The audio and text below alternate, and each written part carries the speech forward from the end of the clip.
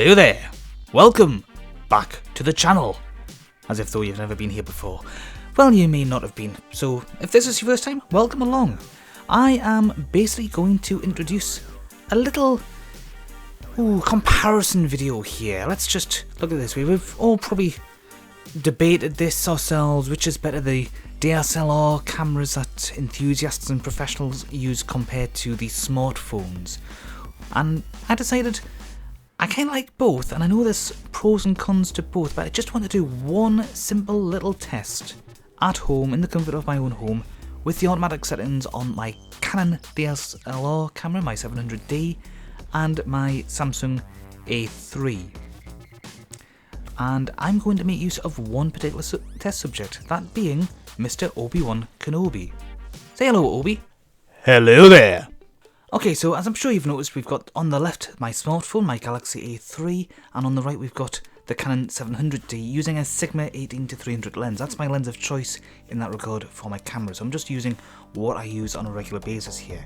Now in both cases, this is on their normal minimum setting. So in the case of the Sigma lens, it's at the 18mm range. This goes 18-300. This is whatever the equivalent is zoomed out on the Galaxy A3. I didn't bother to look at it in that kind of regard there. I just looked at minimum zoomed out distance and then maximum zoomed out. You'll see the zoomed in pictures in just a little while. But this is basically close-ups using just the normal settings basically.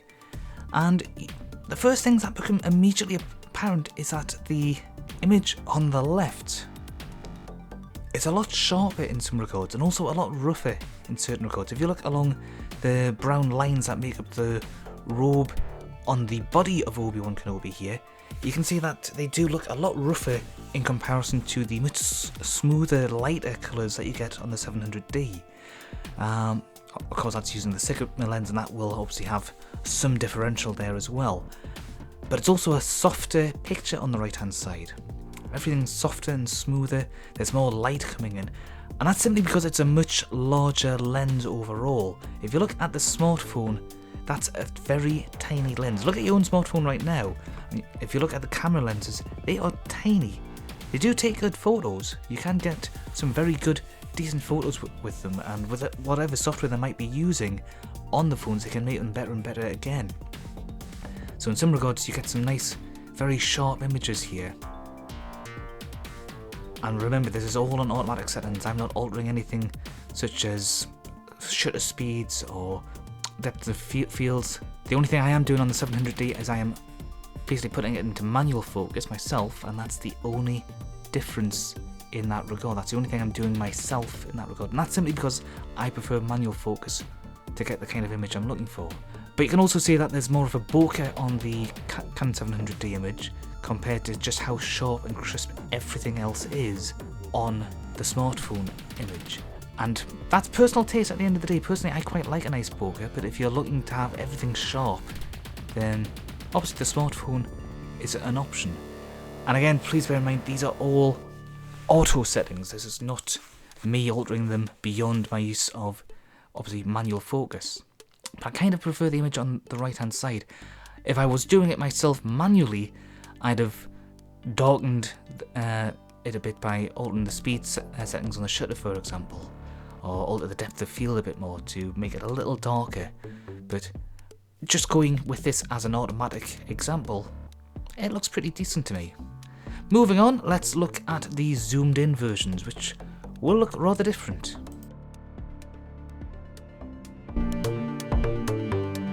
Okay, so you should be able to spot straight away that they do look a bit different. In both cases, what I have done in this case is I have zoomed in. I've stood at roughly the same position in both cases, both examples, whether it's the zoomed out or zoomed in pictures. I've stood at as close to the same positions as I could get either way. On the zoomed in picture on the smartphone, you can see a lot of pixelation here. There's a lot of digital noise, as the terminology is that people keep using here. You can see that there's a lot more image grain, and you can see that it's a dirtier picture overall. It doesn't look bad, but it certainly doesn't look as good as the first picture that we took with the Galaxy A3 here. It's missing a lot of the background detail that we had before. And you may have heard of a phrase of zooming by walking in. Okay, now this is a school of thought within photography whereby if you want to zoom in on something, then instead of actually zooming in with your lens, you zoom in by walking towards the subject, or zooming out by walking away from the subject. Now some professional photographers are in favour of this as a term, others don't like it, and they have actually gone to great lengths to show what the difference is between taking a shot that's zoomed in and taking a shot that's just moved in, so to speak. And you can see from here, if you look at, you know, the smartphone picture where it was just zoomed in as it is right now compared to the picture we saw previously, there's a colossal amount of difference there. There really is. I mean, if you look at the original image itself, which had a lot more imagery, you could see the legs, for example, whereas this time around you can't. You can see the hips and that's it. And this is me trying to recreate the same image as best as I possibly can here. There's a lot less background images going on here.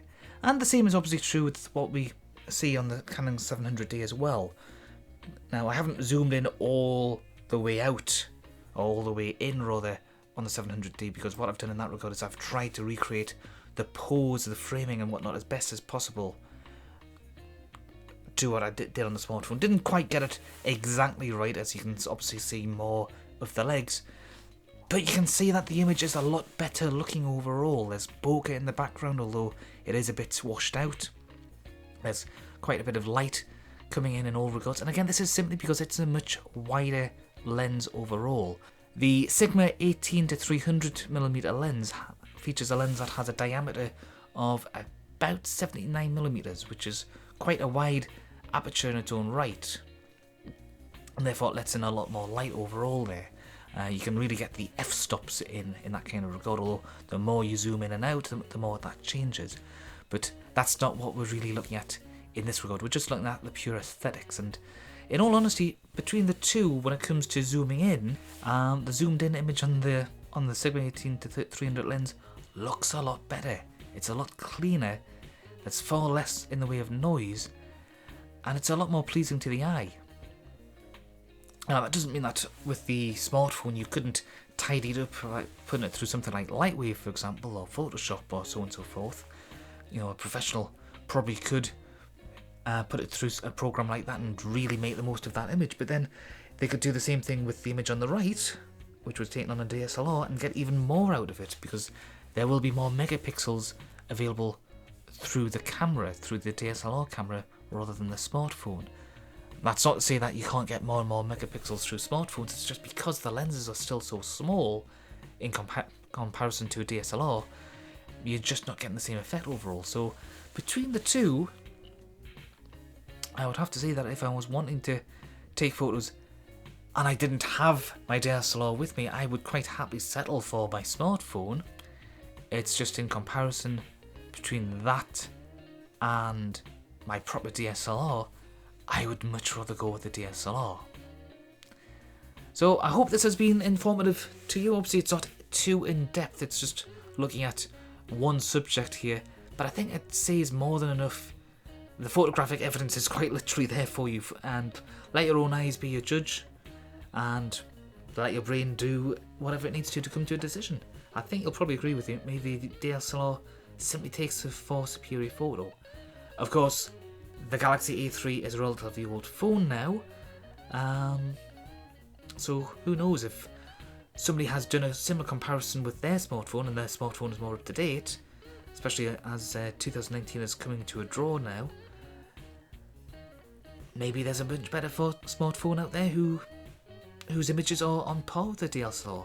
We may see that sooner or later. Couldn't say for certain right now, but right now I think, for preference, I'll stick with the DSLR.